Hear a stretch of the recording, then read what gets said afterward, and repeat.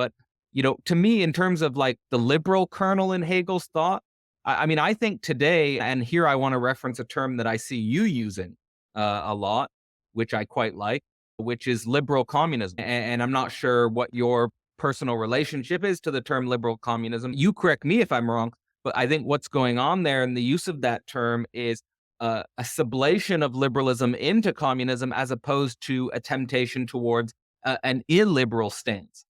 For me personally, that's really the biggest problem. And that's what I'm trying to think through today is this tendency towards what I see as illiberalism. Here's the thing. Liberalism is fantastic, but it's obviously incomplete, right? So it's not that we stop with liberalism, but we also don't want to lose liberalism in going beyond liberalism. We want to preserve liberalism in going beyond liberalism. So I see that as kind of what's being expressed in the idea of liberal communism. And I do see that, this is a project that I think would be ideal for people within the American system to experiment with, as well as the European system to experiment with, since probably the form of the liberal democratic state is, let's say, the most advanced in these areas of the world. But I also want to emphasize how sharp your thinking is and how important your thinking is on the historicity of the actualization of communism, for example, in Russia, China, Vietnam, and that when we think about this movement from, let's say, capitalism to socialism to communism, that we should always remember the pre-modern ground upon which these political organizations are actualizing, and that one of the unfortunate dimensions of world history in retrospect is that the states that Marx was seeing as potentially ideal candidates for communism, Germany, England, United States, as you were mentioning, were precisely the states that were most resistant to experimenting with communist ideas in some sense. And so on that level, how do we, as it were, form a coalition between people who are liberally minded, maybe identifying as democratic socialists, to entertain a higher order theory of the meaning of democratic socialism within the context of, let's say, universal class struggle? You're listening to One Dime Radio. Become a patron at patreon.com/onedime to support the show and get access to extra content. We think that ideology is something blurring, confusing our straight view. Ideology should be glasses which distort our view. And the critique of ideology should be the opposite. Like you take off the glasses so that you can finally see the way things really are. When you talk about a revolution, most people think violence without realizing that the real content of any kind of revolutionary thrust lies in the principles and the goals that you're striving for, not in the way you reach them. Philosophers call someone a relativist, by which they mean it's a person that holds that any view is as good as any other view. My simple response to that is this: no one holds that view. No one believes that every view is as good as every other view. Welcome to One Dime Radio. Today I am here with Cadell Last, Dr. Cadell Last, who runs the YouTube channel Philosophy Portal, which has these very interesting courses. And he's here to discuss a course that he is going to be doing soon on Hegel's Philosophy of Right, a political text, but a highly philosophical text that is seen to be very obscure and difficult to read for many people. And I'm here to bring Cadell on again to talk about Hegel, which is what we talked about last time. We talked more about the phenomenology of spirit. There's been a renaissance in interest in Hegel, probably due to Zizek, and he's one of the most difficult thinkers. And Cadell, I think, really provides very useful explanations as one of the best educational resources I've seen. I really like this thought community that's building around Theory Underground, Philosophy Portal, building institutions of education, if you will. So without further ado, we're going to be focusing on Hegel's philosophy of right and also its relevance today. What is Hegel's political theory, really, and why should we even care about it? So I guess we'll start off with the question we generally start off on this show is, the thing we're talking about, Hegel's philosophy of right, why should we care, and why did you decide to do a whole course on it, which I'll be present to, by the way. I'll be there. So if you sign up for his course, might not be there for the first session because I'll be away, but I'll be in all the other sessions. So I'll be there if you sign up. Yeah, why a course on philosophy of right? Well, thanks for having me again, Tony. And I really enjoyed our first conversation on Hegel. And yeah, like you said, focus more on the phenomenology of spirit. Well, to answer the question of why to do a course on Hegel's philosophy of right, it really has to be nested within the logic of Philosophy Portal as a whole, because the whole motive of Philosophy Portal, in some sense, is, like you said, inspired by what I would consider the Zizkian moment of philosophy, going back and reading the primary texts that most influenced this style and this form of philosophy. So going back to the original primary sources, uh, starting with Hegel's philosophy, but also extending to psychoanalysis and some other key thinkers in modern continental philosophy. And really going, at least at Philosophy Portal, in the order of Hegel's primary texts. So starting with the phenomenology of spirit, then going to the science of logic, and then I think the next most important text is probably the philosophy of right. So there is a logic at Philosophy Portal we've been developing. There's a student core that have been sort of dedicated to not only studying the primary texts, but also trying to bring them to life in presentations and anthologies. At Philosophy Portal, we're not only trying to teach the courses, but we're also running conferences and publishing anthologies collectively, as well as other experiments.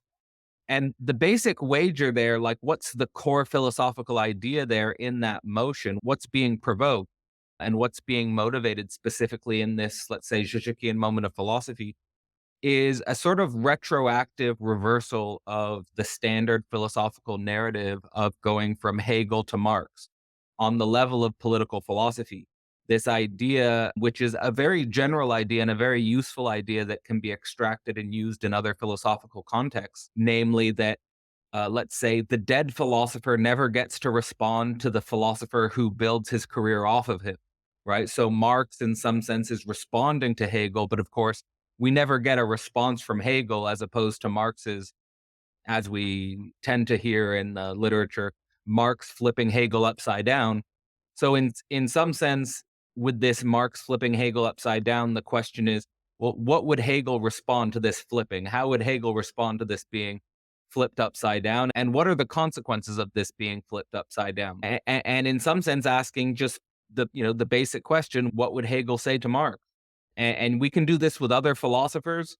Of course, we could ask, what would Plato say to Aristotle, for example? So there's just this lineage in philosophy where there's, let's say, a linear telos of one philosopher building their career off the philosopher who's dead. And this idea of going back to Hegel's original text does in the end have, I think, consequences for, let's say, reinterpreting the foundation of leftist politics or politics in general in a certain sense. And just before I pass it back to you, I'll just say a quick story that when I was in anthropology in my master's program at the University of Toronto, I was in biological anthropology, and some of my colleagues were in cultural anthropology, dealing with more philosophical texts. And I remember that they always had a tendency to reference Hegel in a negative light, specifically saying that because Hegel was a philosopher of the state, that he could not be seen as a philosopher of freedom. And of course, at the very beginning of Hegel's text in the Philosophy of Right, he basically makes the claim that if you're not thinking freedom within the context of the state, that you're actually unfree. So in some sense, the challenge here is, can we think freedom in the state? And what does it mean to think the relationship between freedom and the state? Usually these things are seen as antagonistic. Of course, in Marxist philosophy, you have the idea of the withering away of the state. But then, as far as I understand the history of Marxist philosophy and the actualization of communism, you have a whole lot of paradoxes about the actualization of communism in the 20th century as it regards to what to do with the state. So it seems like a big question. And with political philosophy today tending towards being very heavily data driven as opposed to theory driven, the wager here is that it's worth going back to the theory. Yeah, certainly. I mean, it seems already in philosophy of right, he's kind of criticizing the sciences for veering away from philosophy, veering away from the metaphysical. And I can kind of see an opposite, a sort of phenomenon in political science, which is my background, in being, luckily, at least in grad school, I was exposed to people who were very immersed into continental philosophy and the more theory side of things. But certainly in undergrad, I noticed that it's overwhelmingly dominated by positivism. And a lot of the most basic questions that we think we have solved because we've reached the end of history, we don't really take, we don't discuss, and we take certain assumptions for granted. One of those things is freedom in the state, and I guess we should just get straight into that because you already alluded to that. Is that Hegel has a very counterintuitive idea of freedom in the state, because generally people think that freedom and the state are by necessity opposed. Lenin in State and Revolution, he quotes Marx and Engels saying that so long as the state exists, there cannot be freedom. And yeah, freedom, true freedom cannot exist until the withering away of the state. And this is Lenin in State and Revolution, the guy known for being a statist. Anarchists would also generally agree with this, is that freedom and the state are incompatible. Even social contract liberals don't believe in the abolition of the state, but they believe that freedom is really a phenomenon of civil society and that the state needs to be constrained as much as possible to varying degrees, at least with, like, this is John Locke, Montesquieu, and John Stuart Mill. They view the state as a hindrance on freedom. Now, Hegel makes the claim that the state kind of guarantees freedom, it seems, or the state is required for freedom. What's he getting at with that? What exactly is his Hegel's theory of freedom as it pertains to the state? Well, I think Hegel's starting point with the idea of freedom in the state is the idea that most of our ideas about the state come out of either the thinking mind rejecting figures of authority or the thinking mind becoming overwhelmed by feelings, passions, and intuitions. So when we're considering, let's say, propositions about this relationship between the state and freedom, we should, I think, be reflective on the level of philosophy to understand whether or not these propositions about the relationship between the state and freedom are coming from a place of, let's say, immediate intuition, impassioned negation, or on the other hand, concerns about being, let's say, either silenced, constrained, or otherwise prevented from thinking by authority. And, of course, both of those dimensions are fundamentally problematic.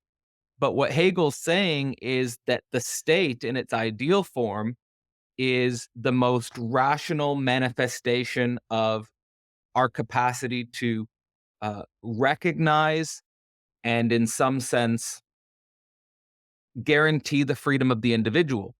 And I think so in some sense, he just sees the state as the concrete actualization of individual freedom, like our only way to guarantee individual freedom. What he's basically setting up is just this wager that most people's thinking about the state either comes out of this sort of impassioned intuition or this concern for, let's say, being constrained by authority figures.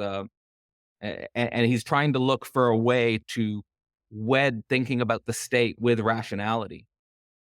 Does that How does that sort of sit with some of the other ideas of the state that you were mentioning? Yeah, that is what I recall and understood his theory was, but I want to kind of bring the abstract to the concrete, because I remember when I first read Philosophy of Right way back when. Well, first of all, I didn't really understand what he was saying, but the professor, as he was summarizing Hegel's ideas, he was saying a lot of what you were saying with regard to this.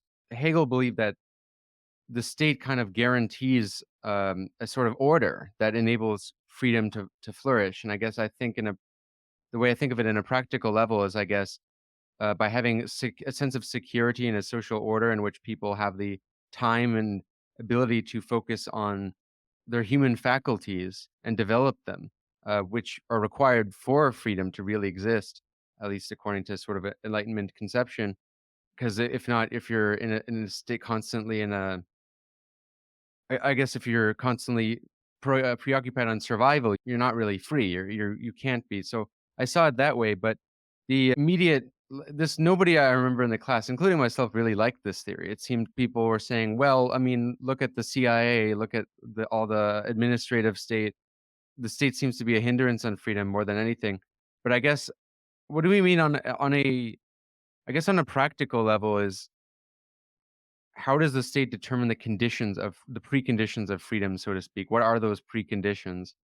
Uh, because I guess that's what can get lost I think or it's that yeah, like Hegel's definitely building on Plato fundamentally, and basically Plato's idea in the Republic that the state is meant to guarantee and secure the actualization of the free individual personality. And well, he says the free infinite personality. So, I mean, I think that when you give examples like, okay, the CIA is sort of like an agent that's against freedom, and the CIA is an arm of the state. I don't think Hegel's saying the state is perfect. I don't think Hegel's saying that the state cannot be an enemy of freedom.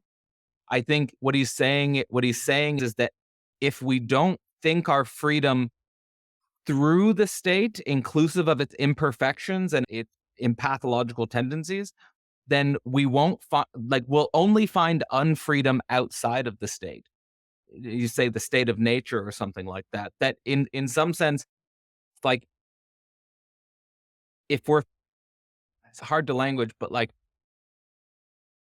we have to think through the state, not as it were not thinking that we can get our freedom outside of the state or something like that. But that doesn't also mean that the state is perfect. It's in some sense the fact that the state is imperfect that we need philosophical rational cognition to, I don't know, to work towards that concrete ideal, which will only come in Hegel's idea after the fact or retroactively. So does Hegel have a sort of almost Hobbesian presupposition of the state of nature?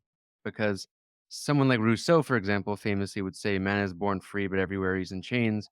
And that there's this whole idea that, I mean, I would say is the predominant dominant leftist view, even with Marxists and anarchists, although it's more complicated with Marxists, definitely with anarchists for sure, and even radical liberals, is that you have a sort of state of nature, and which is a state of freedom, and we sacrifice freedom for security.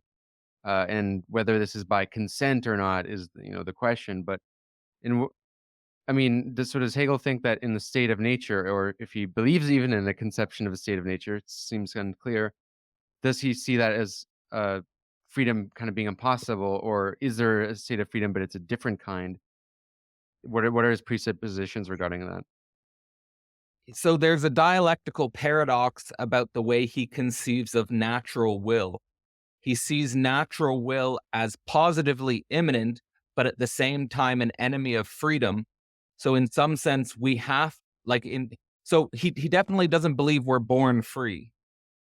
If like that's the core of the question. He doesn't believe we're born free. For Hegel, as well as I think for the German idealists, freedom is a result. Freedom is a result of a historical process. Freedom is a result of a mediation. So it's something that can be achieved. Freedom can be achieved, but only, as it were, in the mediation of the natural will towards freedom, but not in some sense. Yeah, for Hegel, the state of nature is radically unfree. And I would also say he conceives of the state of nature and the human in the state of nature as like a childlike immediacy, which has not yet been able to cultivate rational cognition and thereby to act freely. I see. So maybe some technical examples of the state guaranteeing freedom.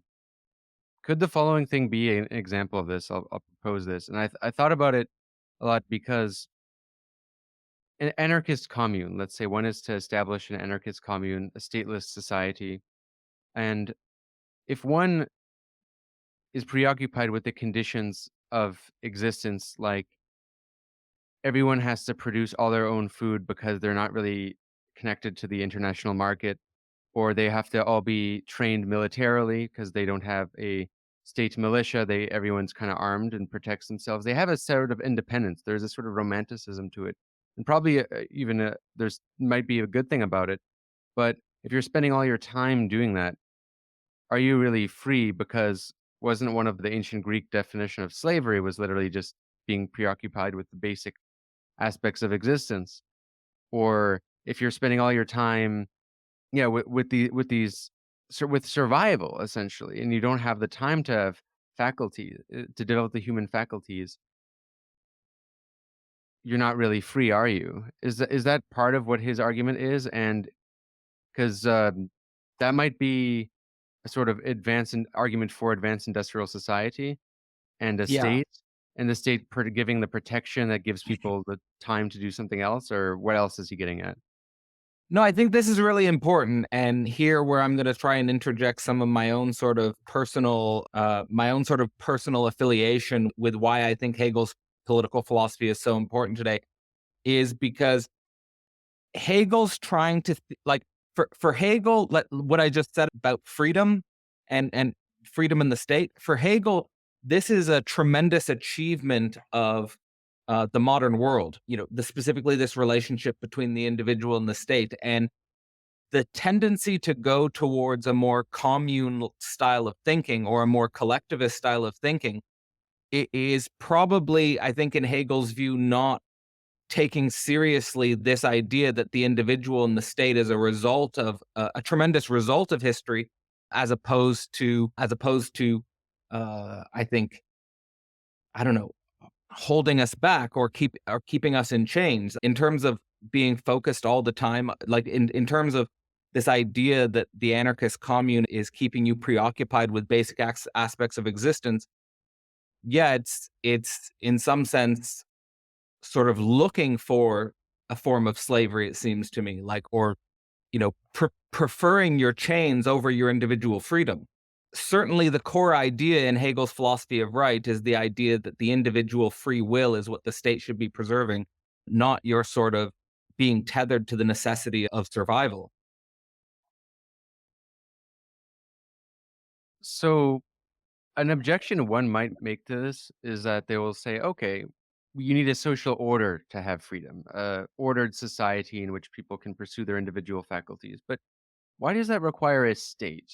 And as many probably understand, a state would be a monopoly on violence over a given territory, right? The Weberian definition. Or Marxists would see, the state being that, but also an expression of class rule, one class ruling over another class. Why a state exactly? Why not just have a sort of why not have a hyper democratic society in which there is no monopoly on violence and authority is never really legitimate. It's always it can be recalled at any point if that makes sense. Like there's no arbitrary hierarchies. Other than just saying that I'm realizing how many gray areas there are in anarchism because some believe in no hierarchies, some believe in no arbitrary hierarchies. Uh, Touchy area, but I guess that's what you mean is could there be an order without a state? Is this a sort of Well, statist realism on behalf of Hegel? I think there is a type of statist realism on Hegel's side. I think that Hegel's asking us, to think about the state as basically the best way that humans have been able to actualize law and morality, and ultimately, in the philosophy of right, the ethical system, where the state is the best way that humans have been able to guarantee rights, not only on the level of civil rights, but on the level of property, on the level of family, on the level of our capacity to express our creativity. And that in terms of the monopoly, in terms on the state having a monopoly on violence, I think that Hegel doesn't I don't think that there's any I don't think Hegel thinks, and I don't think there's any way that we can get out of violence being at the core of the human being itself. Like, that there is no organization we can build that isn't in some way sublating or sublimating a primal violence. So I'm not I'm so like I guess my question back to you is, even in an anarchist commune, to me, I've been in anarchist squats. All I see there are sort of perverse expressions of violence, whether it's pictures of cops being decapitated or people sitting around constantly talking about expressing violence in one way or another. That I guess I don't believe that there's an option for being a human being that, as it were, excludes some working with violence. I guess Hegel would say the state's the best way we've been able to, that's the most rational form we've been able to construct out of our violence. Yeah, That would be my understanding. I actually agree with you and kind of share that critique, exact critique.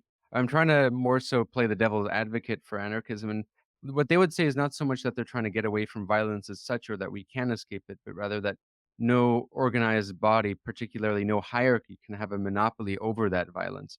Because, under a Yeah, state, I know there's that no argument. violence legitimate except state violence. My sort of critique of that would be similar to yours in the sense that, well, are we better off with different clans and different groups vying for, who has dominance over a territory and violence that way?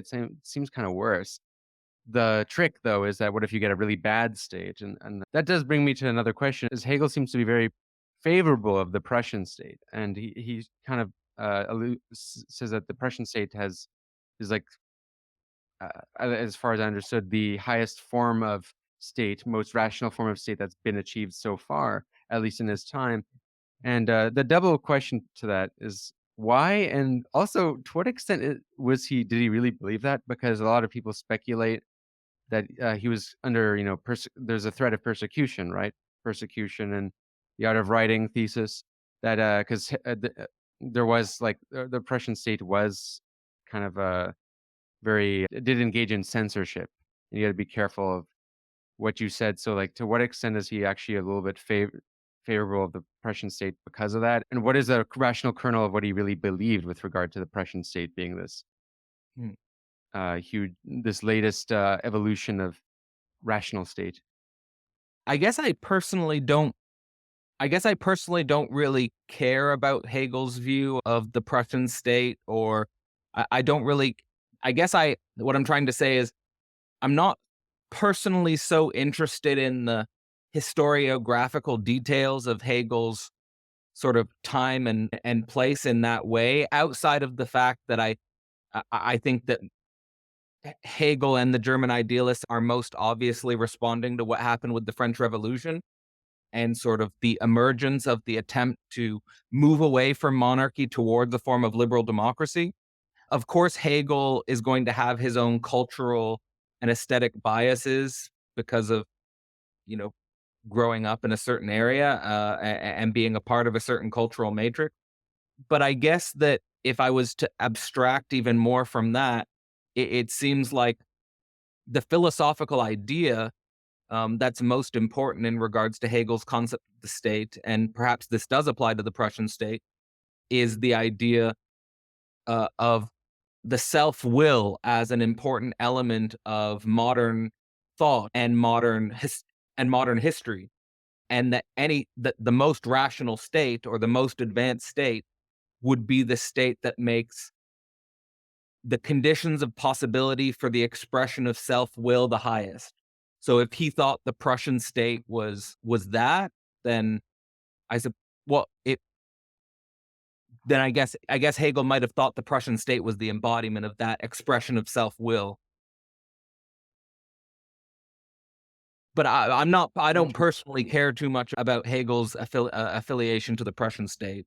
You brought it back to the more central question is the expression of self-will. What exactly, I mean, just to clarify again for the audience, is Hegel's conception of freedom? What does freedom really mean for him? How different is his definition of freedom from Kant, for example? Because the way I see it is Kant and Hegel have the same project, which is enlightenment being man's mastery, awareness of himself, and almost a mastery over nature to some extent. But like Hegel takes it further than takes Kant almost his logical conclusion where he doesn't want to go. But I guess the specific conception of freedom as it pertains to will, yeah, I'd like you to clarify that because of course there's all these different conceptions of will. There's the Nietzschean will to power, right? Schopenhauer as the will. What does Hegel mean by this? Yeah, I think that a lot of these guys, Hegel, Schopenhauer, Nietzsche, they're all kind of wrestling in the aftermath of Kant's project, and specifically the aftermath of Kant's project of the subjective the introduction of the subjective a priori. I think that basically the main difference between Kant and Hegel seems to be a difference on the level of subjective and objective. That for Kant, in some sense, we can't get to the objective in itself, of course, the noumena, and that we basically have the subjective. So we have the subjective categories, the subjective a priori. And I think all Hegel's really doing is saying that through this, that an object is produced through the subjective a priori that we could call the object of the free will.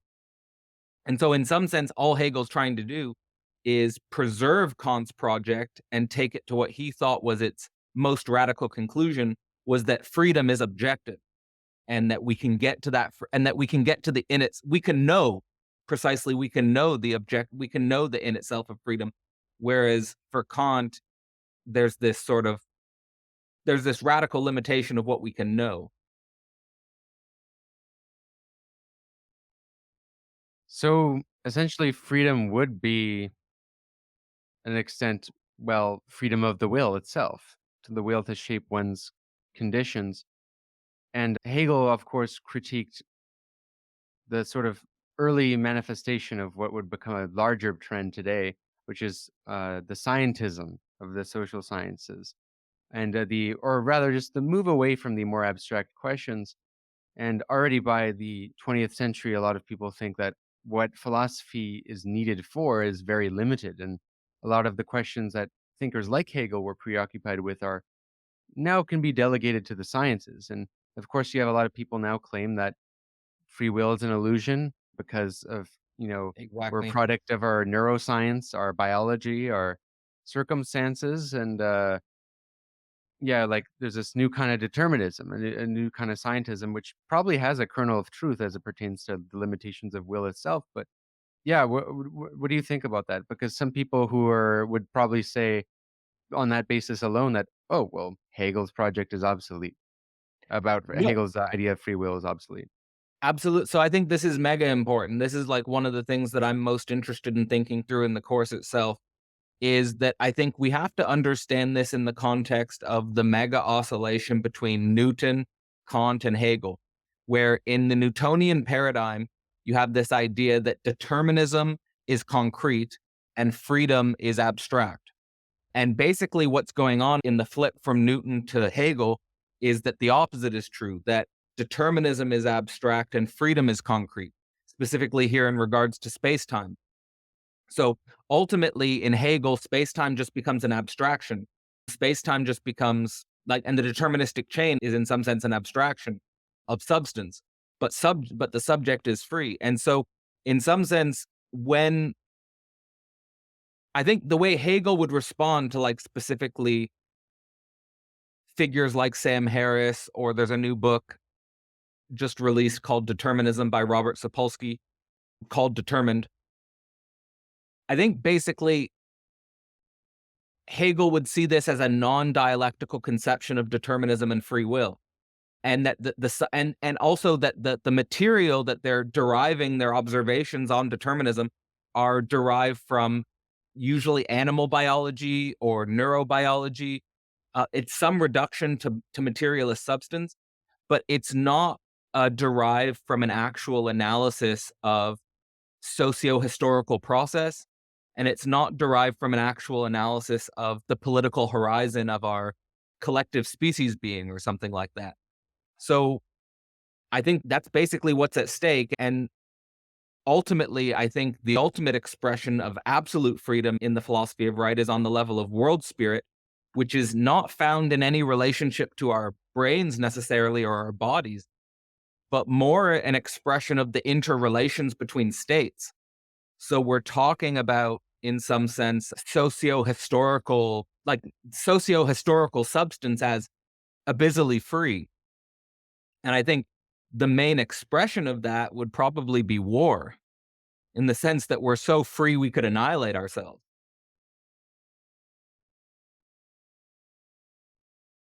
Interesting. That made me think of a question that I didn't even have, but Hegel had some weird ideas on war, Hmm. which I don't know to make sense of them. I mean, he kind of seems to have almost, he thinks war is partially inevitable and partially kind of helps us reunify when we're stratifying into individualism. The way, sort of way I understood it. I mean, Hegel has a weird, I don't know if it's maybe a cynical belief that war is inevitable, but he kind of almost seems to be thinking war is necessary in part to some extent. That's somewhere else. I think that's again like related, like we could link that back to the idea that, like this idea that we can't really escape violence. Like that we in some sense we have to recognize violence as kind of like the universal ground, or even evil as like the universal ground of our collective historical being. And that potentially we can universalize the good, or we can universalize the peace out of that ground. But it's always going to be a fragile good, and it's always going to be a fragile peace. And that the way I'm trying to think about it right now in regards to the inevitability and the necessity of war is that it's so hard to get the order of the philosophy of right, namely the ethical system that Hegel's proposing, from the individual will in its conflict with the world, and then deriving the system of family, community, state, and interrelations between states. That when war breaks out on the level of the interrelations between states, that means that there's something seriously wrong on the lower levels of the ethical system, right? If the state isn't guaranteeing us a basic ground of morality in the conflict between the individual will and the world, if the collective national body, if the people in the national body aren't able to start families, aren't able to build communities, aren't represented as individuals in the state, then what we see are symptoms on the level of the interrelations between states. Basically, geopolitical tensions are an expression of our inability to get this process of rights right. Does that make sense to you? Because that's really what I've been trying to work through, is that like, because Right. I do really feel like our age today, we're in a situation where people are struggling to start families, people are struggling to build communities, and people don't see themselves recognized as individuals by the state, right? We're just kind of reduced to data, or we're reduced to numbers, right? But we're not like individuals where our voice or our vote matters, type of thing like that. In some sense, I think we're correct to see is sort of this in a cynical light today. And I do think that what the consequence of that is that we're having the return of mega geopolitical tension. And I think those mega geopolitical tensions are here to stay. But the main point being that the only way we could resolve that is kind of at the ground level of this ethical system, which is basically, if people are not able to start families and build communities, then the symptoms will be expressed on a geopolitical level. Right. In many ways, yeah, we're seeing a failure of states rather than Yeah, we're seeing a failure of state. yeah. And I mean, that's partially why I think you see a rise of right-wing libertarianism, which is its expression of anti-statism, and you have that on the left as well. What I find interesting, though, is that what I think the Marxists get right about the way they use Hegel is that at least they try to sublate the state. They believe at some point, Marx believed that the withering away of the state would occur, that it would eventually lose its function, but this would be a sublation, right? And I see, for to take Hegel's way of thinking, one is to work with the state and essentially sublate it and work through the contradictions that's currently within and try to go to higher, more rational forms of it, as opposed to, thinking we can just escape it, go beyond it. And before we get into Marx's critique of the philosophy of right, because I know some people are typing in the comments, Marx was critical of Hegel. He went beyond Hegel, yada yada yada. But before that, I think we should clarify Hegel's view on the state, that he's not a proponent of tyranny, because some might think that because he defends the state, that he is a proponent of unregulated, unrestrained state power. And although I certainly do not see that whatsoever in his text, some people will claim that regardless, his thinking leads to that. Like most famously, Karl Popper, in Open Society and Its Enemies, he identifies Hegel as a sort of proto-thinker of totalitarianism for various reasons. Now, on Hegel is by Karl Popper, he would think Hegel is a quintessential anti-liberal thinker. But I've heard others, right? There's the right and center Hegelians who claim Hegel was a liberal, like Francis Fukuyama, right? He claims that Hegel was a sort of a certain kind of liberal.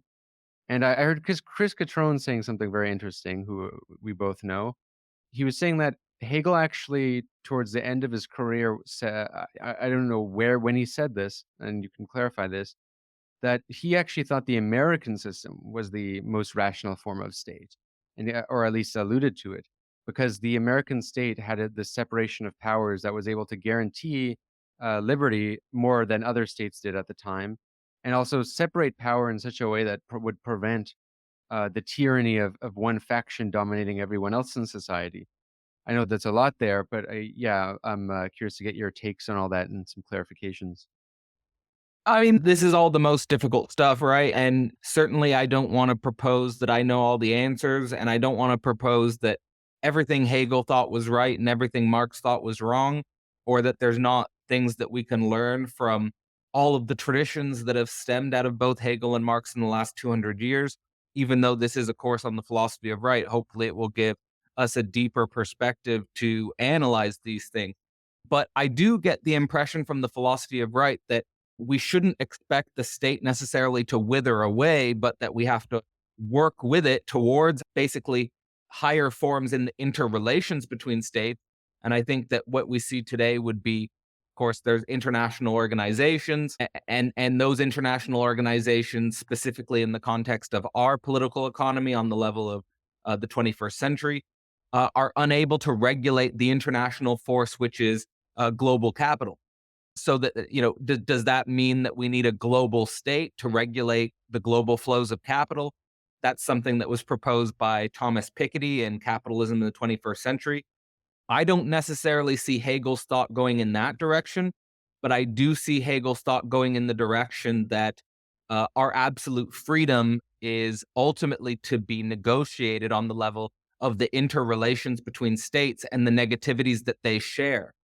So that's sort of my thinking is like, and that's like the most difficult problem, right? Is how do we have discussions on the level of international regulation between different states? Like that's just an enormous challenge of sublation. But to me, in terms of like the liberal kernel in Hegel's thought, I mean, I think today, and here I want to reference a term that I see you using a lot, which I quite like, which is liberal communism. And I'm not sure what your personal relationship is to the term liberal communism. And I think that what's going on there is, now you correct me if I'm wrong, but I think what's going on there in the use of that term is a sublation of liberalism into communism as opposed to a temptation towards an illiberal stance.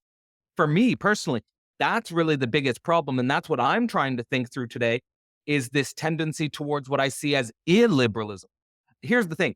Liberalism is fantastic, but it's obviously incomplete, right? So it's not that we stop with liberalism, but we also don't want to lose liberalism in going beyond liberalism. We want to preserve liberalism in going beyond liberalism.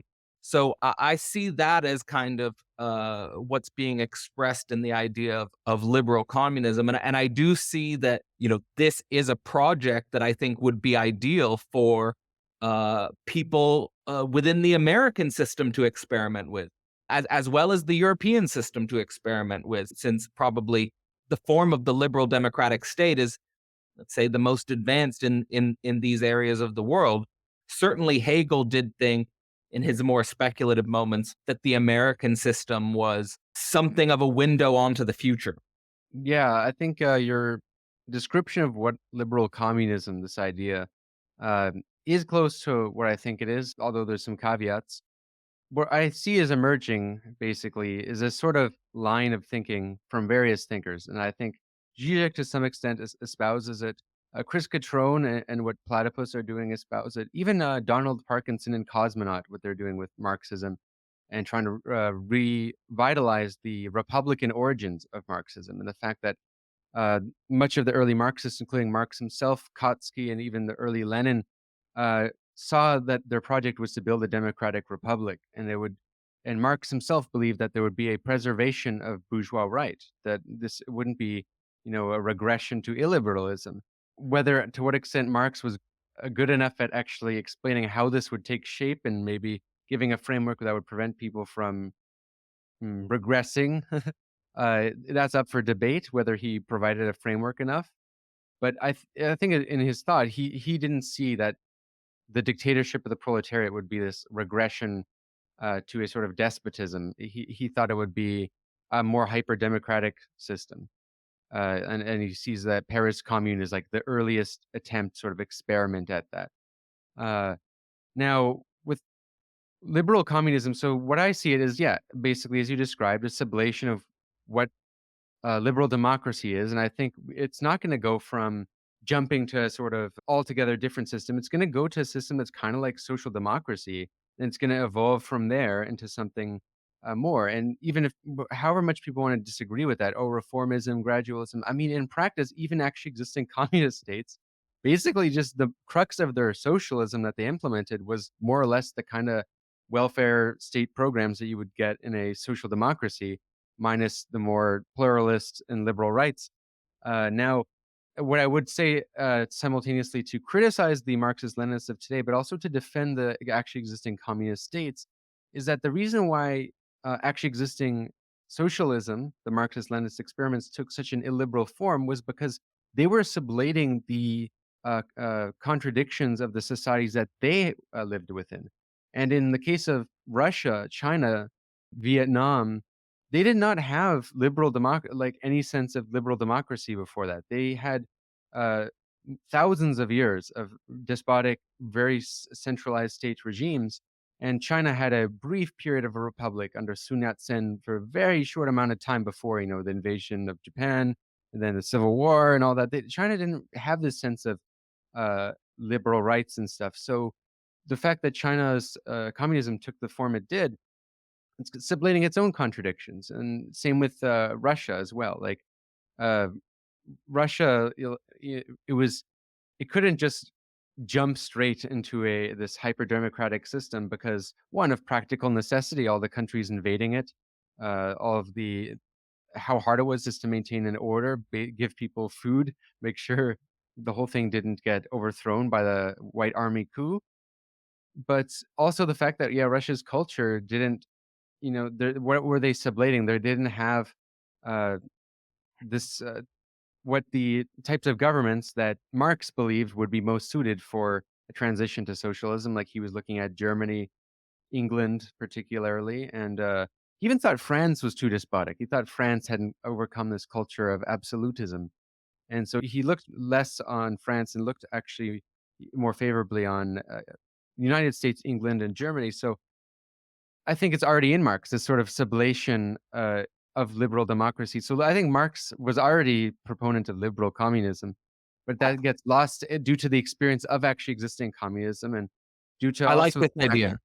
yeah, and due to the fact that so many Marxists will want to search for some examples today to point to of projects working. So they'll look at modern China or whatever example, and they'll say, well, they don't have like they're not very liberal, so why would I like liberalism? And they'll point to all the bad things that liberal states did, like colonialism and wars and whatnot, and pointing out their hypocrisy.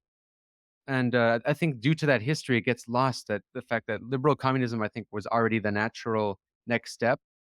Marx himself already alluded to it, but I think you can really see it in someone like Kautsky.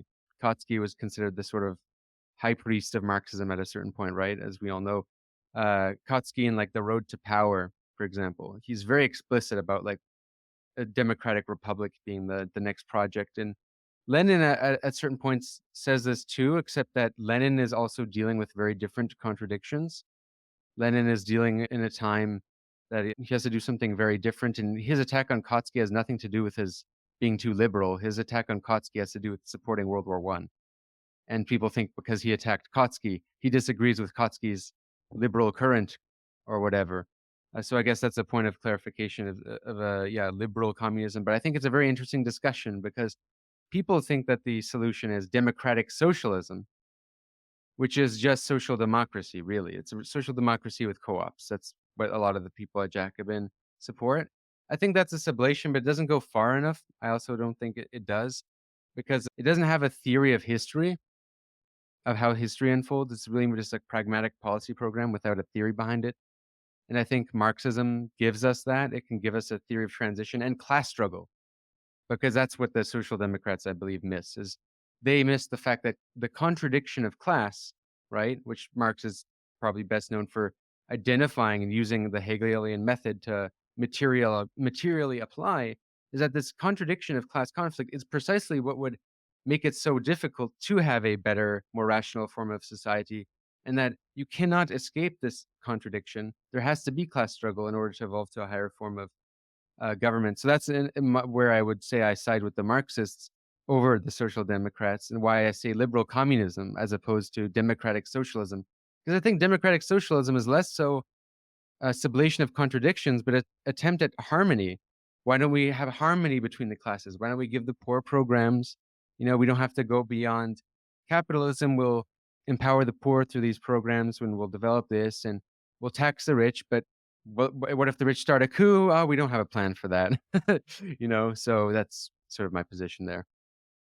Yeah, I love a lot of that. I love the way you're thinking. Let me just sort of respond to a few points there. One, I think perhaps because the democratic socialists don't have a theory of history and don't have a telos towards a higher form, that right now we're sort of seeing the disintegration in some sense the demolition of democratic socialism on some level.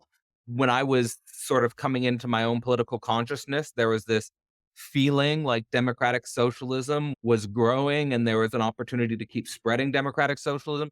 But now I think that idea is falling away. I'm much more of the mind that we're heading into some sort of techno feudal type of state, and I'm much more of the mind that I see many illiberal symptoms popping up everywhere, and illiberal forms of populism. And so maybe it's in part because this democratic socialist idea didn't have the resources, the theoretical resources to sublate towards the form of something like a liberal communism on the level of, let's say, forces of global capital and forces of international finance, in some sense exploiting and manipulating sort of a state democratic processes. That's a possibility. But I also want to sort of emphasize how sharp your thinking is and how important your thinking is on the historicity of the actualization of communism, for example, in Russia, China, Vietnam. And that when we think about this movement from, let's say, capitalism to socialism to communism, that we should always remember the pre-modern ground upon which these political organizations are actualizing. And for example, in the situation of Russia, I've been thinking a lot lately, inspired by reading or rereading the Brothers Karamazov, that Russia's ground in particular was working with Christian orthodoxy, which has its own theory of the relationship between the state and religion, which might have prepared it in a unique way for the form of state terror, which manifested in Stalinism. And that one of the unfortunate dimensions of world history, in retrospect, is that the states that Marx was seeing as potentially ideal candidates for communism, Germany, England, United States, as you were mentioning, were precisely the states that were most resistant to experimenting with communist ideas in some sense. And so on that level, like really the conversation, and maybe we don't have the language right now to open up these conversations, but how do we, as it were, form a coalition between people who are liberally minded, who are socially minded, and in some sense, maybe identifying as democratic socialists, to entertain a higher order theory of the meaning of democratic socialism within the context of, let's say, universal class struggle. Yeah, those are very important points. And I think all those different countries have their unique sets of contradictions that they dealt with, which were why socialism didn't succeed. Like, well, in the case of Germany, they did have, right, of course, right, the German Revolution. It was popular, but it failed. And when it failed, you got this huge nihilism, and you have kind of fascism, which in a certain way is, I really see fascism. The best way to understand it is not actually just capitalism and decay, but it's really socialism for idiots. That's how I really see fascism, because fascism is highly socialistic. It's just socialistic in a way that is completely opposed to like a Marxist socialism, but it has a big socialistic component to it, and we have to like reckon with that. I see fascism rather as opposed to something that's like the pure opposite to communism. It's almost like the devil. It's like the evil twin of communism. I And really because it like has that. a lot in common with it, and but it's something I would vehemently oppose. But I think it's got successful in countries that had the biggest communist movements, like, in Italy too, also had a failed communist movement, and you had fascism occur there, Spain as well. Either way, in America, I think in England didn't have communism for more complex reasons because they had huge labor movements, but they never really manifested into like a cohesive political force in general, let alone communism. I think U.S. racial tensions is a big one. Mike Davis talks about this a lot in Prisoners of the American Dream. So more familiar with that. England is, I'm not like sure enough to know enough to really say why not.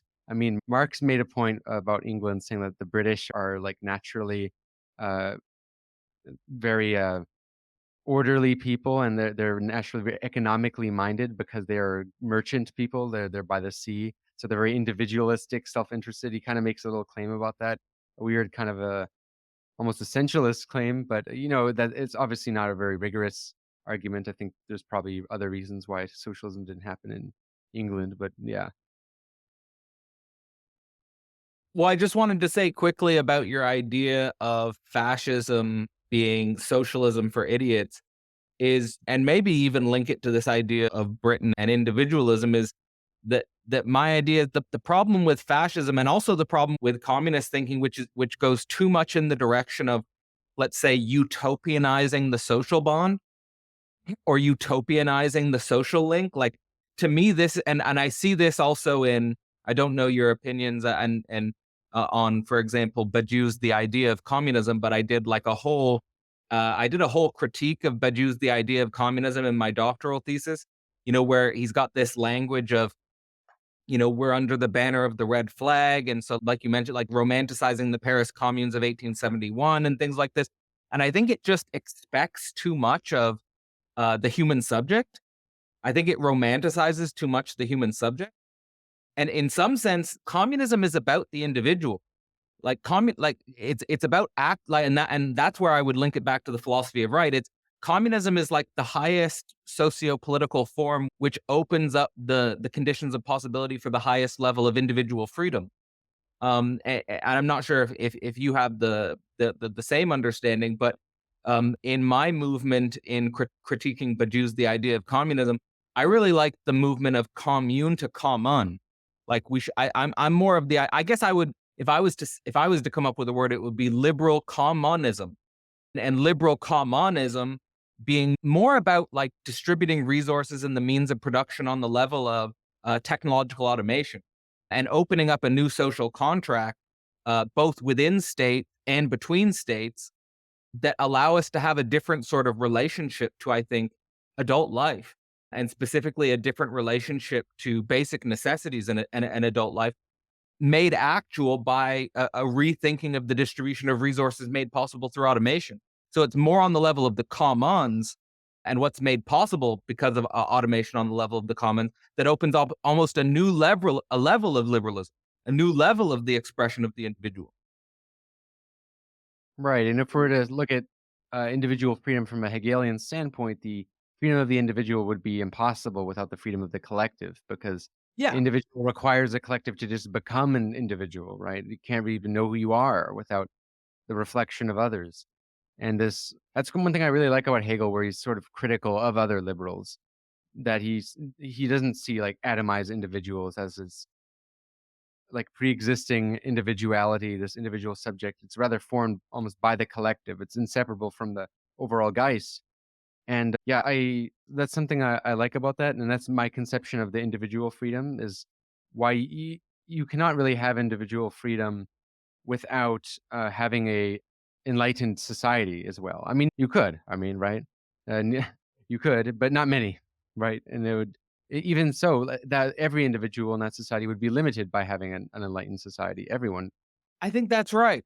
I wonder. It's a good question whether or not we can be truly free. If like it, I think I would go so far as to say we can be more free the more we're socially free, the more others are free. Like there is like we have to be. There is a weird collective here. Like we have to be collectively free, but yeah, but not collectively free in the sense of a collectivist identity, if Yeah, that like we're makes all sense.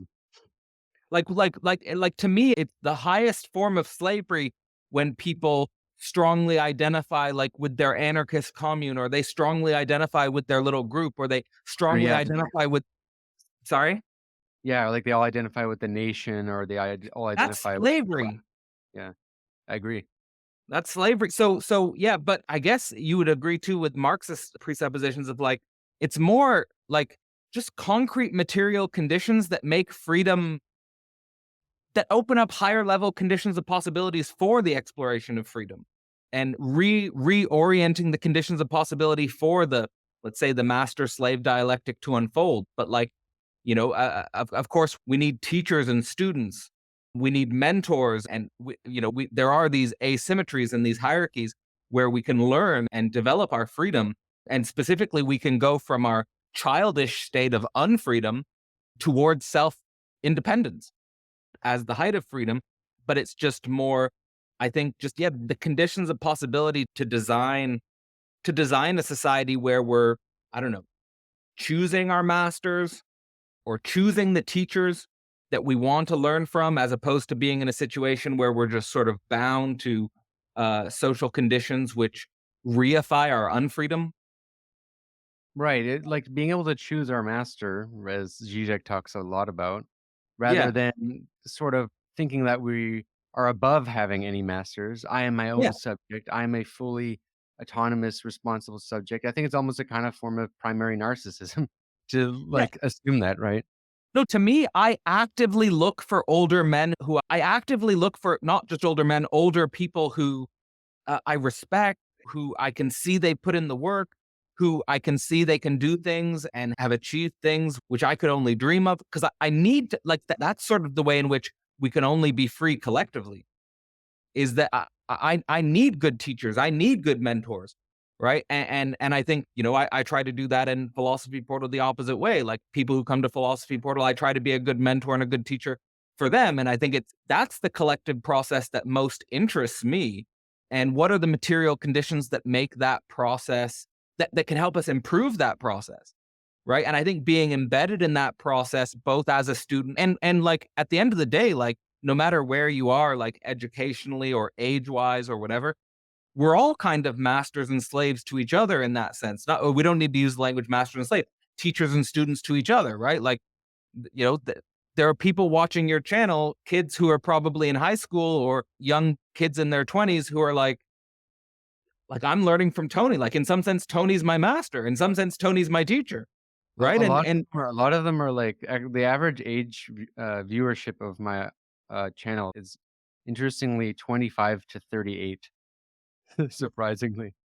That's fantastic, but I mean, they're learning from you, and you're a teacher in that context, right? So, I think it's just about opening up those conditions of possibility for us to best actualize, and I think that's sort of broken down today as well, that link, that intergenerational link, and the transmission of knowledge from master to student or teacher to student, precisely in this idea of seeing that. It's kind of like the same logic that Hegel's trying to give to us with the idea that we can only think our freedom inclusive of the state. It's like if we abandon the state, we become more unfree.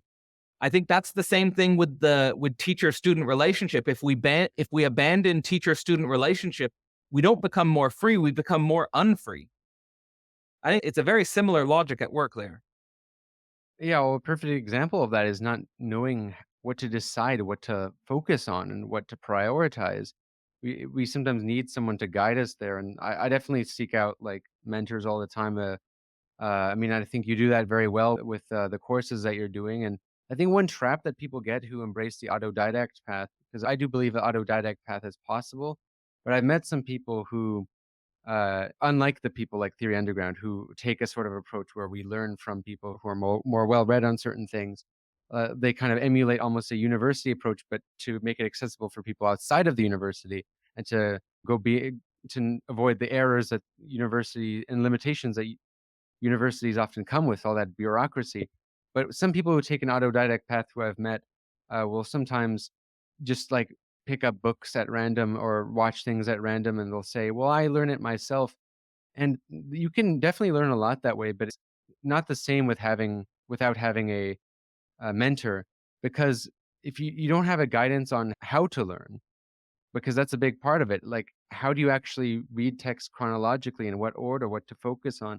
You need that sort of structure and guidance, or else you end up in a sort of malaise of all this knowledge and not knowing what to make of it. And I had been Yeah, through a right. lot already before like, grad school and stuff like that. But I would say I fundamentally got a lot out of grad school because I had mentors, namely like Assad Haider and Terry Malley, who would put together these great reading lists, what to focus on, and it helped me sharpen thoughts that I might have had at the intuitive level, but Yeah. couldn't really work through those contradictions and study all the people who thought those same things and thought them better and articulated them better before, and going through that history. So I'm very much a proponent of that, of these structures. I think you're aware of Mikey's article, right? Of Michael Downes's article about the master and how like there's this idea that the teacher shouldn't speak, or that the teacher is just a student, and Yeah. and he's saying, well, actually, no, you kind of you need the teacher to have that role, almost an authoritative role for their teaching to work, or else you kind of just get almost a narcissism of everyone else. Yeah, You that know, is true. That is true.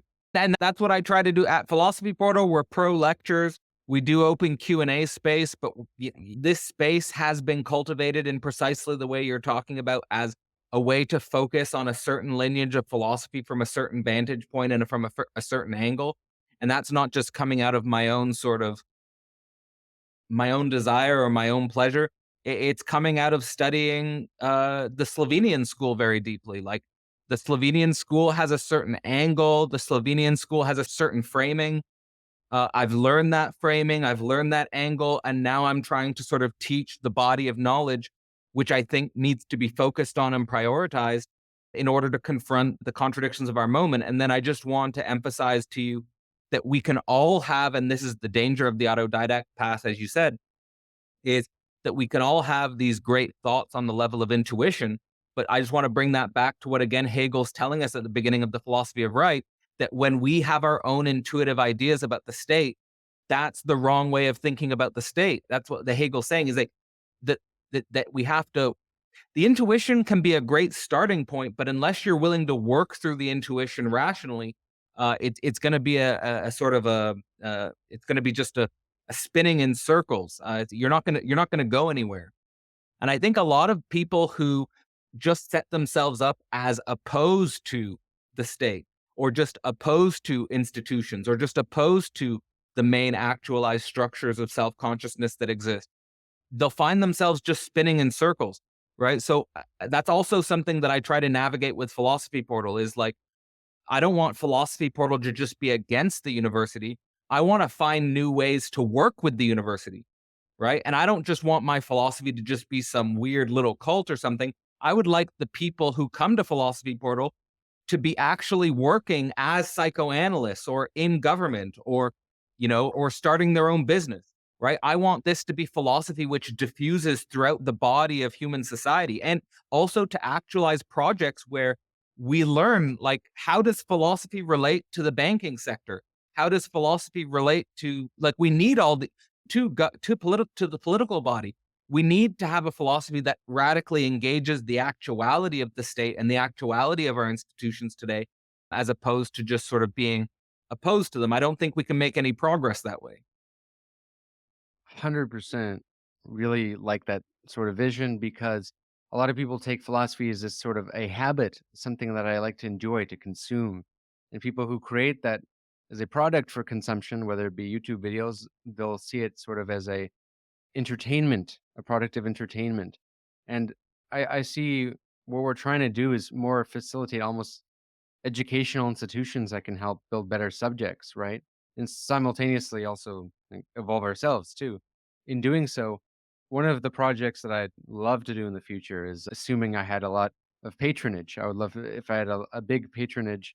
I would definitely start a research institute. That's one of my goals is to branch One Dime into sort of think tank. I've talked about this before, in that I would hire some of the uh, people I know who are like the best minds that I know, and on certain subjects, and sort of bring them together to work on certain subjects. And you really have great things come together when you bring great minds together on certain subjects and to tackle things that might otherwise not even be able to happen, right? Because it's as you know, it's hard to have projects be funded in academia if they aren't seen as useful by a department or legitimate by a department, and it's often due to the segregation of different disciplines, hard to connect people. And one thing you seem to be trying to do in your work, I was looking at the description of systems and subjects, one of your books that I would love to check out. You're talking a lot about merging the sciences and philosophy, which was Yeah. part of Hegel's own project, right? Yeah, so Hegel's project was the project of the philosophical sciences. And in some sense, the project of the philosophical sciences runs the line of human experience, human conceptualization, and human freedom. And that's sort of the line he's trying to think. So, like, phenomenology of spirit is almost the science of experience, science of logic is the science of the concept, and philosophy of right is, in some sense, the science of freedom or the science of the political body.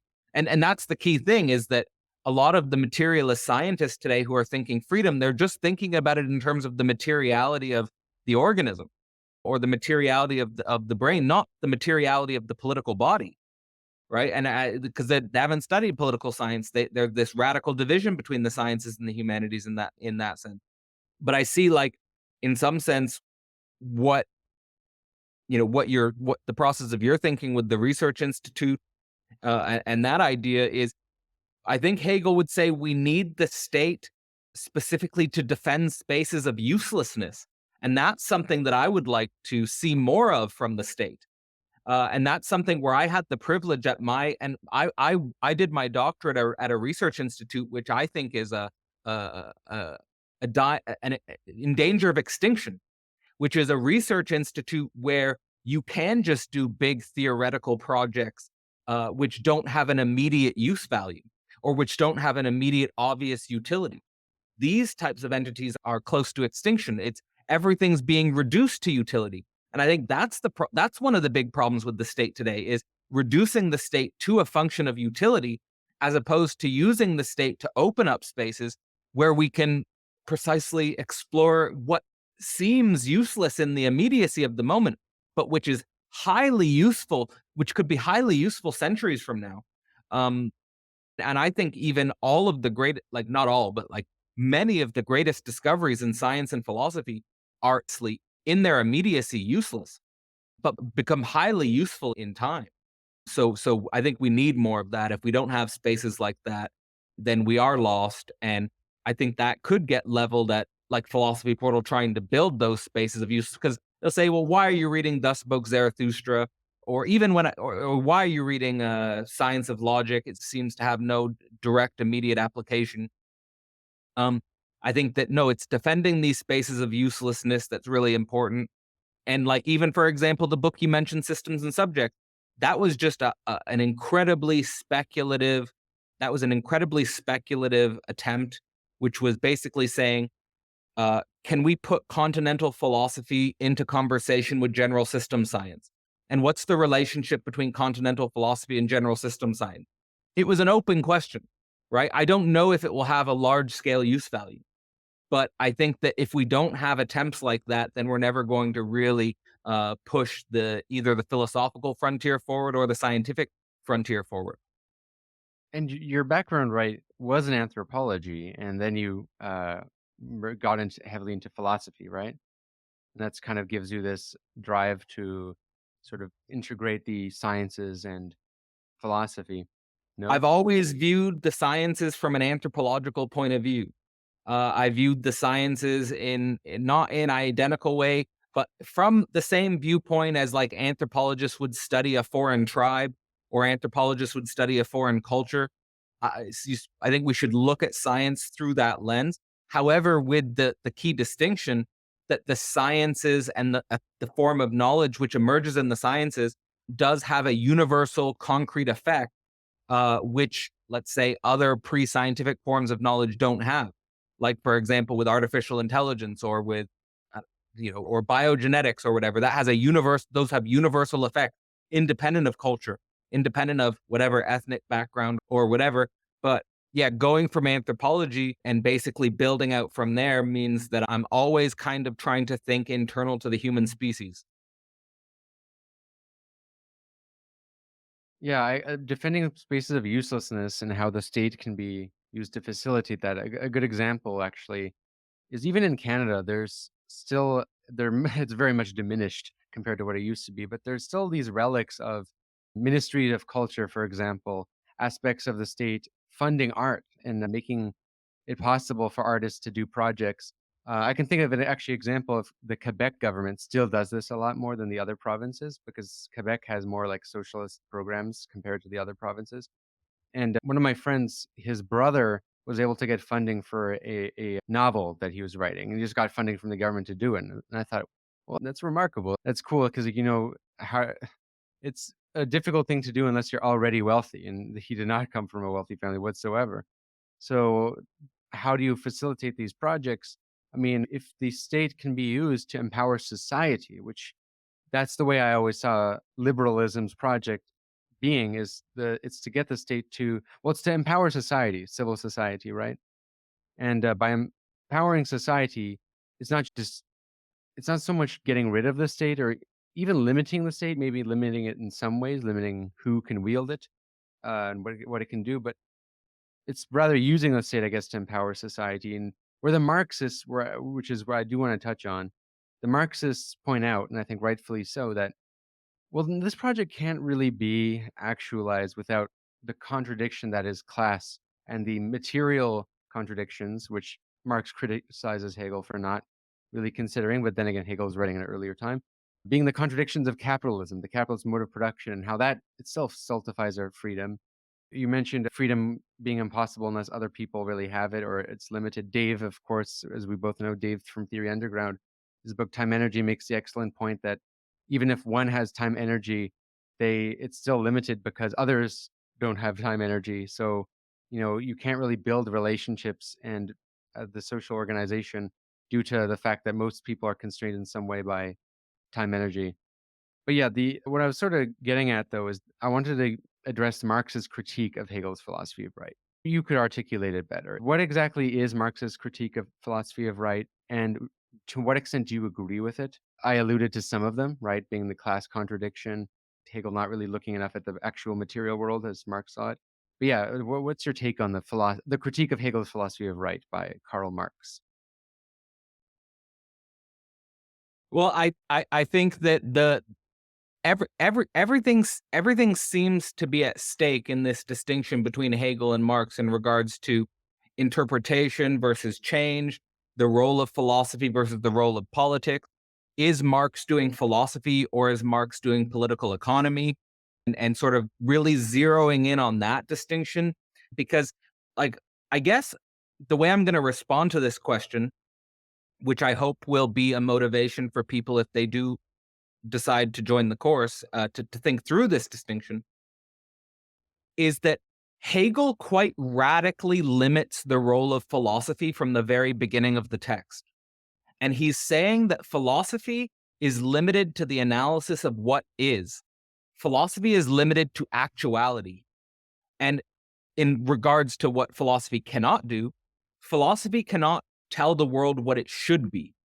And it seems to me like what Marxist philosophy or Marxist political economy goes into is more telling the world in some sense what it should be, or going from that standpoint less than So do you disagree with that? I just want to make the point before passing it on to you is that this distinction between what is and what should be is something which Hegel's using to limit the role and the function of philosophy. I think Marx's own work, at least Capital, his more mature work, is much trying to grapple with what is. And in fact, Engels, right, in Socialism, Utopian, and Scientific, he tries to distinguish what they're doing from the other socialisms as seeing that it's supposed to be grounded in reality. It's not like we're not just trying to we're not just trying to create ideals and then impose them on the world, rather that whatever politics will grow out of material reality. And I think you alluded to something very interesting, and this is a big subject of interest of mine, which is that distinction in politics and philosophy, because Marx does have a politics, and it's most clear in the Communist Manifesto, Critique of Gotha Program, and in his earliest work, like the 1844 manuscripts. He of course he wants communism. He wants a better form of society. He is talking about what ought to be, but then he's really focused afterwards in his mature work with what is, and he tries to reconcile these two things, and he ends up coming with this sort of theory that says not that communism must happen, but that it will happen because of such and such objective contradictions, and it kind of creates this weird thing where it's a politics, but it's a theory that says the politics will happen anyway. And I think that is an issue because, and, This Hegel would disagree with this. and it's the problem what many people have with Marxism, I think. That's And the but problem I you, have with yeah. Marxism too. That's where I would like to limit Marx. That's where, because to me, I'm totally on board with class analysis, conflict, and that being a fundamental contradiction. And I think that the left as a political program fundamentally shoots itself in the foot when it changes the central contradiction from class to either gender or race or sex or something else. Like I think the central contradiction, as least as I, or maybe the central contradiction is time energy, right? Like, or the central contradiction is class. But I think what I want to say about this critique of Hegel's philosophy of right, well, one, Marx is saying that Hegel's dealing with an imaginary subject. That's the first thing. Like Marx thinks Hegel's dealing with an abstract imaginary subject. He's not dealing with the concrete workers that Marx is seeing in his analysis. And then he's basically saying, yeah, there's no economic manuscript in Hegel. There's no communist manifesto in Hegel. So it seems like Marx is adding that to Hegel, but I'm not so sure if that's undermining Hegel so much as it is stretching the limits of what Marx thinks philosophy can do. Because I think where Hegel would just disagree is specifically on the idea of the Communist Manifesto is the idea that philosophy can articulate what the world should be. Oh, okay. This might be where I disagree with Hegel, actually, So because yeah, let's go on this. one book that really changed a lot of the way I think is Leo Strauss's Natural Right and History. And Leo Strauss is a weird thinker because not many people on the left read him because he's more conservative. But he has this very interesting critique of the history of philosophy in general, particularly modern philosophy and how it differed from ancient philosophy, because he thinks that the ancients, and what he really liked about the ancients, was that they kept a distinction between the ideal and the real. And particularly Plato and the Republic and Aristotle, that they would try to analyze what is, but also having ideals, virtues to live up to, and having this separation and a contradiction between them. And at least the way he sees modern philosophy, starting really what he thinks that Machiavelli is the first guy to do this. Then it gets really with Hobbes, Locke, and he includes Hegel in this as well, which is that they try to construct a theory that is just the real. And in doing so, it does prescribe an ought, but it's part of the is. And so there is no kind of is ought.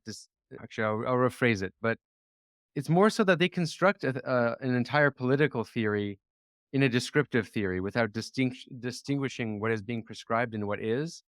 And like, for example, it's easy to illustrate with the social contract theorists like Locke and Hobbes will say the state of nature is like this, and therefore the state's like this, and therefore it must be like this.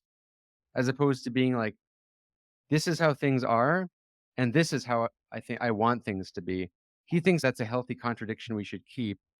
And he thinks that Hegel, at least you could say, is wrong, that Hegel is too historicist. Hegel thinks that because we're products of our time, we can't escape.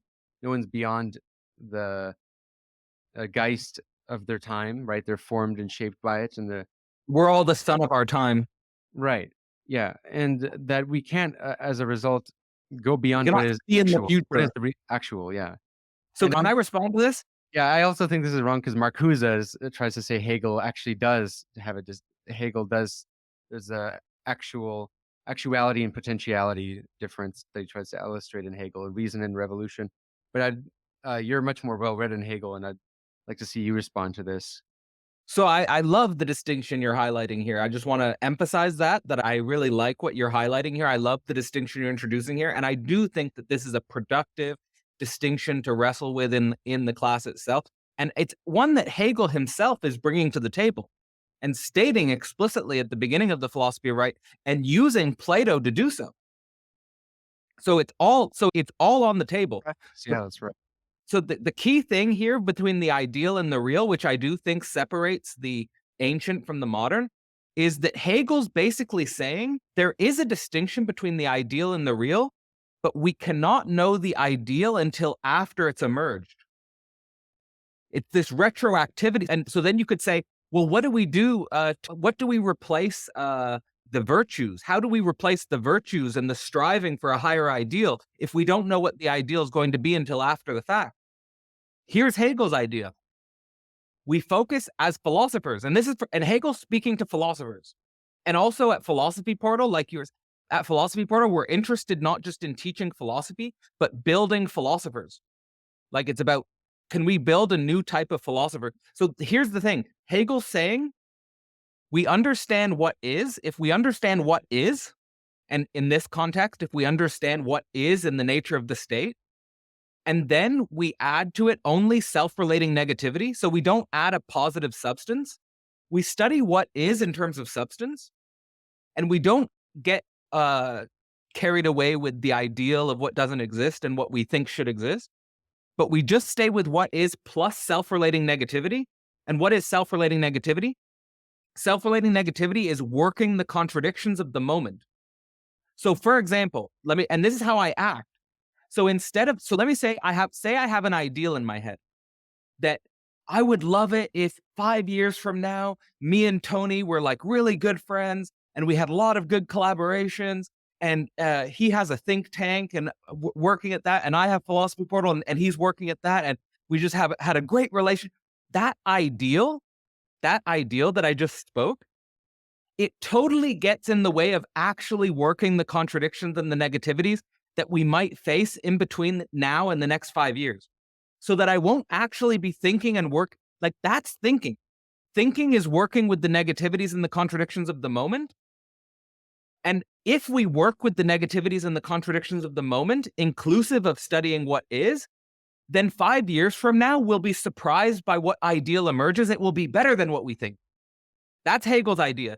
Hegel's idea is that your ideal is stupid. Like whatever and he said even Plato's ideal is stupid for Hegel.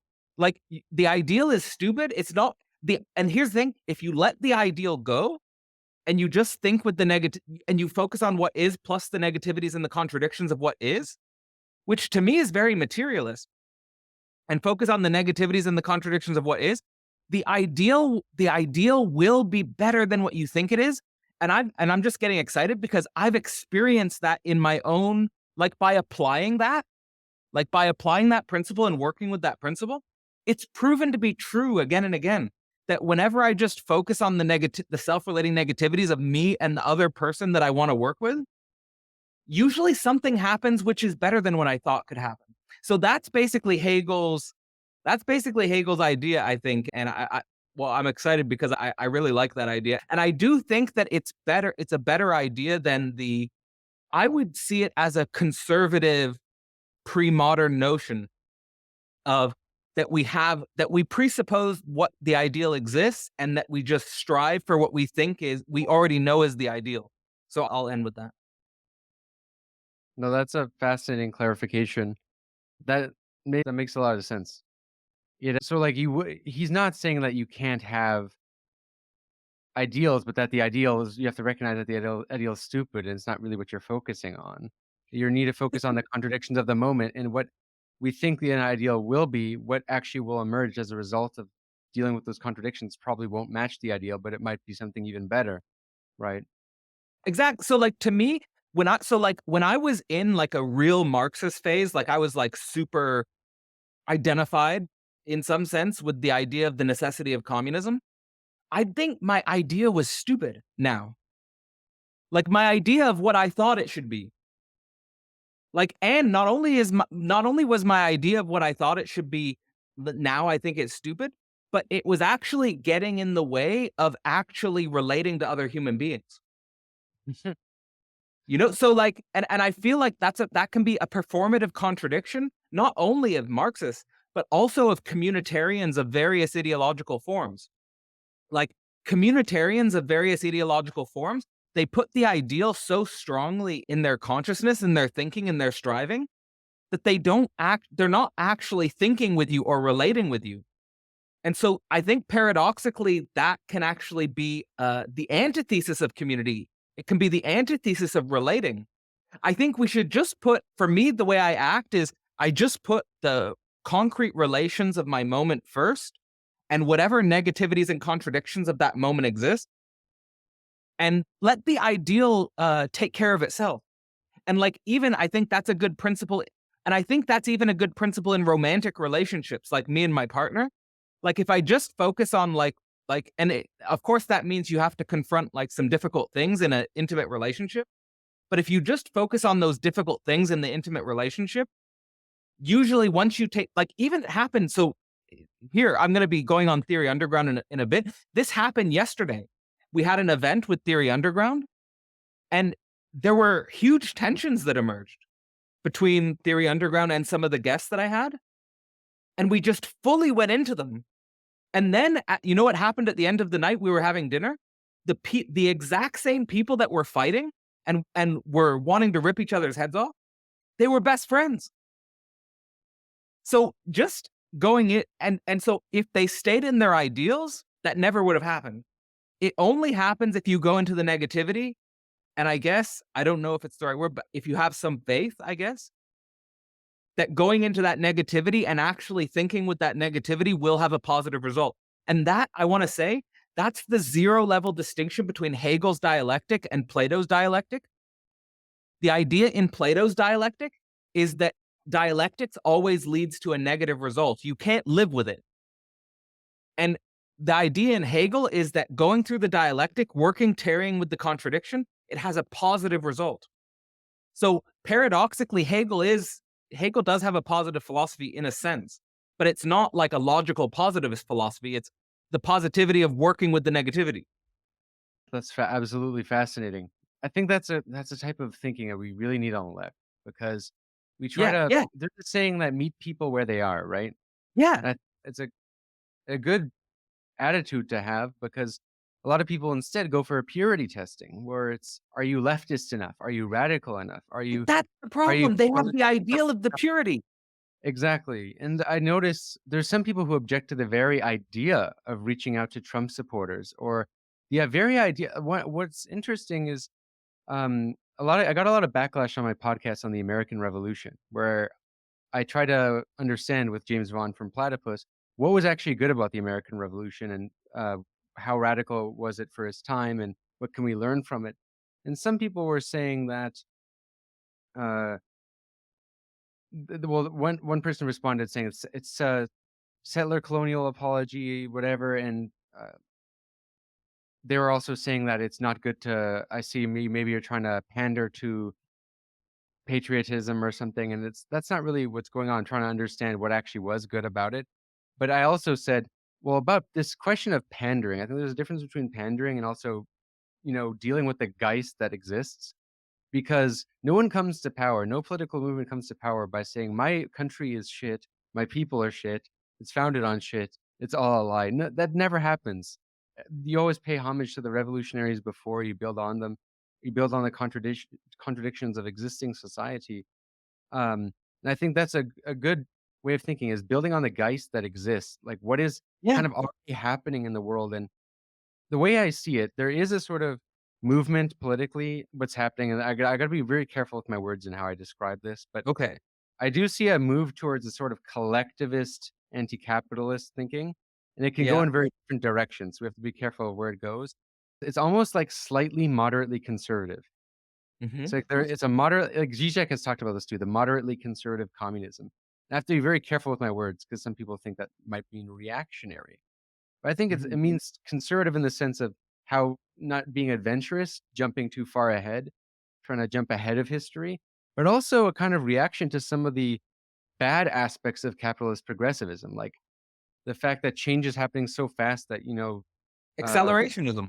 accelerationism, yeah, the capitalism is accelerationist, and you have all these things happening. Like it's as you mentioned, it's impossible to have it's very difficult. Whoa, sorry, I got a timer there. Difficult, A lot of difficult to have family. yeah, difficult to have a family. It's and people are you have a dissolution also of traditions, which some people might think is good, but if it's not good, if you have nothing to replace them with, you have no guidance, no order, no authority, no rituals to bind the community together. Uh, there's a yeah. So this is what I mean by moderately conservative communism. You do see people kind of thinking, well, abolishing tradition. Well, what traditions are actually good? What's bad? Let's hold on for a second. And also this capitalism thing, right? This seems to be pretty antithetical to a lot of to human evolution, period, right? I see this with just regular people I talk to who don't really have the vocabulary to really fully articulate it, but I always love to ask Uber drivers or people on the bus or just random people I talk to sometimes or at Yeah. cafes, just what they think about political things. And I do see that as a common like anti-capitalist. They wouldn't probably identify with the word socialist, communist, maybe they wouldn't, but subtly socially conservative, and that's a geist that seems to be moving I think regardless. we are, yeah. I think this decade, I have a theory. I think this decade is the reprocessing of religion decade. I think we're in the reprocessing of religion decade, however you want to think about that. The most general term you could say is tradition, like you're saying, and sort of reestablishing the relationship between our traditions and the present moment in the face of a radical accelerationism. I don't know what the result of this processing of religion will be, but I do think that for many people in the West, it's going to involve a reacquaintance and a refamiliarity with sort of the implicit background of Christianity that exists whether you go to church or not, and that exists whether or not you've read the Bible or not, and exists whether or not you say directly believe or not. Like it's what Zizek always says about Niels Bohr's horseshoe. It works even if you don't believe it. Mhm. And I see you working out those contradictions, talking about all of these themes with, particularly your conversation with Daniel Tutt on, the family, Yeah, parental authority, and, those are very fascinating conversations. That's why I like to talk to Daniel Tutt often. He's one of the people on the left who's trying to deal with these exact same things, but he's also doing so in a way that is cautious with his words so that he can appeal to the left. Whereas I yeah, know people like Dave, or Dave is more like, "I'll say what I think," yeah. and he'll piss off people on the left, but Daniel Tutt is, like, kind of doing the same thing, I believe, but he's trying to be careful with it because it really is hard to talk about these things. You get a sort of fragility, and part of why I see the And essential. specifically around the father. Oh, And yeah. that's why we talked about patriarchy.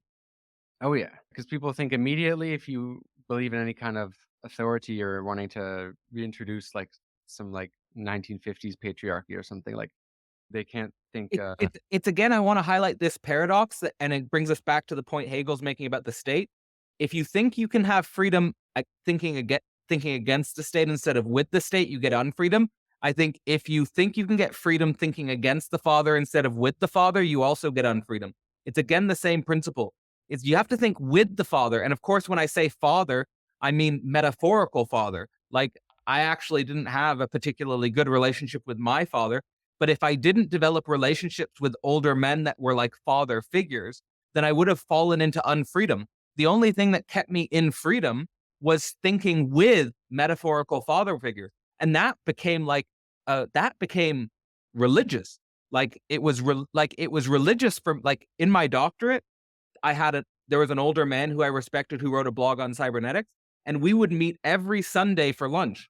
And that was like a religious repetition.